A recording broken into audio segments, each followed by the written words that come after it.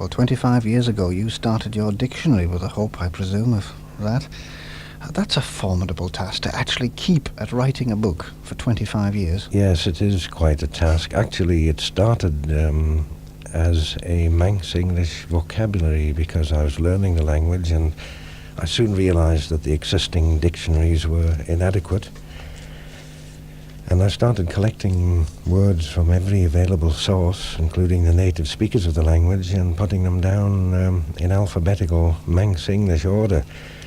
But then about 10 years ago, I realized that this wasn't going to be much use to the present-day learners of the language. What they really want is an English Manx dictionary, because they want to say something in Manx and they want to look it up in an English Manx dictionary. So I sat down with the help of some friends and completely reversed all the cards I'd done in Manx English into English Manx.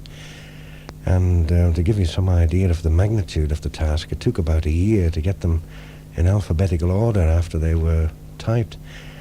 And this is now, all these cards have now been retyped by me onto foolscap sheets, and the dictionary is actually virtually ready for publication. An English Manx dictionary containing a lot of modern terms which we've had to manufacture with the help of Irish Gaelic, Scottish Gaelic.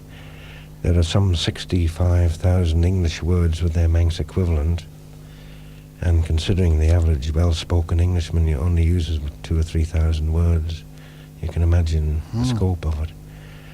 There's so many words that I can't remember half of them myself. I can't even remember the Manx equivalent of half of them. How do you manage for words which are new, things like television and computer and microphone, this sort of thing? We try to use a Gaelic root for them, but of course, like English, we have to borrow.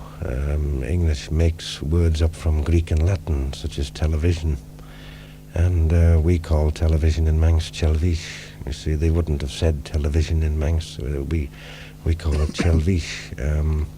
Our word for a motor car is glaistion, which means something which moves along.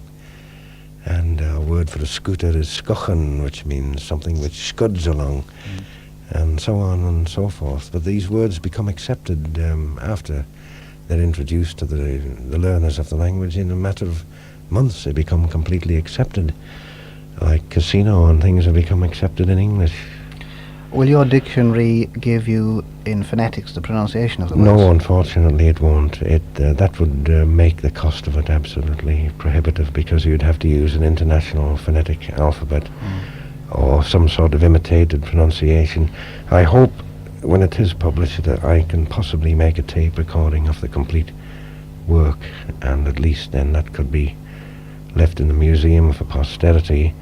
And the only hope for learners of the language is to join a class and learn how to pronounce the words properly. We simply couldn't do it.